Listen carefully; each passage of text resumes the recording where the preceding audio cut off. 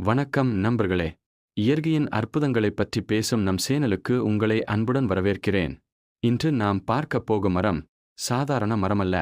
இந்தியாவில் நாகலிங்க புஷ்பம் மரம் என்று பெயர் பெற்ற, உலகம் முழுக்க கேனன் பால் ட்ரீ என்ற பெயரால் பிரபலமான ஒரு அதிசய மரம். இந்த மரத்தின் பூவை பார்த்தவுடனே, இதில் சிவலிங்கமும் நாகமும் இருக்கே என்று யாரும் ஆச்சரியப்படாமல் இருக்க முடியாது. அப்படியென்றால் இந்த மரம் எப்படி தோன்றியது? ஏன் இதற்கு நாகலிங்கம் என்ற பெயர்? இதன் வரலாறு என்ன? மரத்தின் சக்திகளும் மர்மங்களும் என்ன? இவை எல்லாம் தெரிஞ்சுக்க ஸ்கிரிப்ட் முழுக்க என்னோடு இருங்க. இந்த மரத்தின் அறிவியல் பெயர் குரூபிட்டா கைனென்சிஸ். இது சவுத் அமெரிக்கா தொழில் அமேசான் காட்டில்தான் இயற்கையான முறையில் வளர்ந்தது. ஆனா இன்று இந்தியா, இலங்கை, தாய்லாந்து, மலேசியா போன்ற பல நாடுகளில் இதை ஆன்மீக மரம் என்று நட்டிருக்காங்க. இந்த மரம் உயரம் 35-40 மீட்டர் வரை வளருமாம். பழம் தோன்றும் போது அது குண்டு மாதிரியாக இருப்பதாலதான் கேனன் பால் ட்ரீ என்ற பெயர் வந்தது. இந்த மரத்தை உலகம் முழுக்க புகழ்படுத்தியது இதன் அற்புதமான பூவை நேராக பார்த்தால் நடுவில் ஒரு சிவலிங்க வடிவம், அதைச் சுற்றி நாகம் போல் வளையும் இதழ்கள், மேலே சுற்றி இருக்கும் மஞ்சள் பிங்க் நிற கூர்மைகள், இவை எல்லாம் சேர்ந்து பூவை ஒரு பூஜை வடிவ சிலை மாதிரி காட்டும். அதனால இந்த பூவுக்கு நாகலிங்கம் என்ற பெயர். இந்த பூ காலை 5 மணி முதல் 11 மணி வரைதான் வாசனை கொடுக்கும். வாசனை மண் வாசனையும் ஜாதி மலர் வாசனையும் சேர்ந்த புது வாசனையாக இருக்கும். பழங்கால இந்து மரபில் மரம் தானே சிவலிங்க வடிவத்தில் பூத்தது என்றதால் இதனை சிவபெருமானின் தெய்வீக மரம் என்று கருதினார்கள். சில ஆலயங்களில் சிவலிங்கத்தின் அருகில் பூஜைக்காக நாகலிங்க பூ பயன்படுத்துவது வழக்கம். இந்த பூவை வீட்டில் வைத்தால் நல்ல அதிர்ஷ்டம், வீட்டில் நாகதோஷம் இருந்தால் போகும் என்றும் நம்பிக்கை.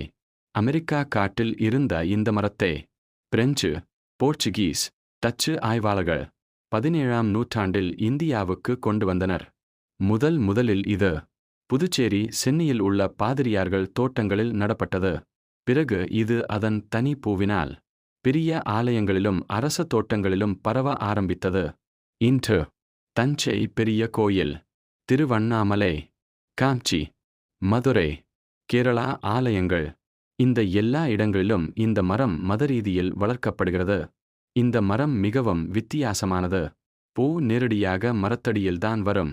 இலைகள் உள்ள கிளைகளில் பூ உருவாகாது.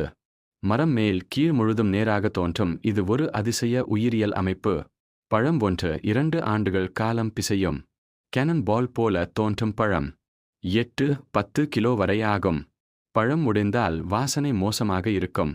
ஏனென்றால் உள்ளே பிச்சி நுரையுடன் இருக்கும். அதனால இதை உணவாக பயன்படுத்த முடியாது. பூக்குள் தேன் நிறைய இருக்கும்.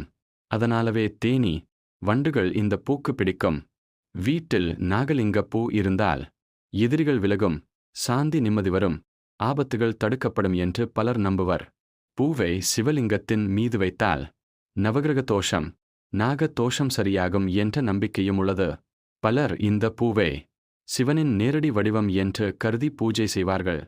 மரத்தின் இலை, பட்டை, மலர், விதை எல்லாவற்றிலும் பழங்கால ஆராய்ச்சியில் சில மருத்துவ பண்புகள் கண்டுபிடிக்கப்பட்டுள்ளன. தீக்காயம் குணமாக, தோல் நோய்கள் குறைய, பாக்டீரியா, வைரஸ் எதிர்க்க, வலி, காய்ச்சல் குறைக்க. இந்திய சித்த மருத்துவத்தில் இதை சில இடங்களில் பயன்படுத்துகிறார்கள். சில ஆலயங்களில் இந்த மரம் பூக்கும் போது அதை சிவபெருமான் அருளின் குறி என்று கருதுவார்கள். காஞ்சியில் உள்ள ஒரு சில கோயில்களில் பூ பூத்த நாட்களில் ஆலயத்தில் பெரிய நிகழ்ச்சி நடக்கும் என்று பழங்கதை சொல்கிறது. குழந்தை பிறக்க வேண்டி, இல்லற பிரச்சனை போக, நாக தோஷம் நீங்க இந்த பூவை 1 மணி நேரம் கையில் வைத்து பிரார்த்தனை செய்வதும் பல மாவட்டங்களில் உள்ளது. மரம் நிழல் மரமாகவும், பூஜை மரமாகவும், புனித மரமாகவும் பயன்படுகிறது. நண்பர்களே, நாகலிங்க பூ என்பது ஒரு சாதாரண பூ அல்ல. இயற்கை தெய்வீக கலை வடிவில் கொடுத்து வைத்த அற்புதம். இந்த பூவை ஒருமுறை நேரில் பார்த்தவர்களுக்கு அதன் அமைதியும் தெய்வீகத்தையும் உணராமல் இருக்க முடியாது. இப்படி இயற்கையின் ரகசியங்களையும் அற்புதங்களையும் அறிய நம்ம சேனலை தொடர்ந்து பாருங்க. வீடியோ பிடிச்சிருந்தா லைக் பண்ணுங்க, ஷேர் பண்ணுங்க, சப்ஸ்கிரைப் பண்ணுங்க.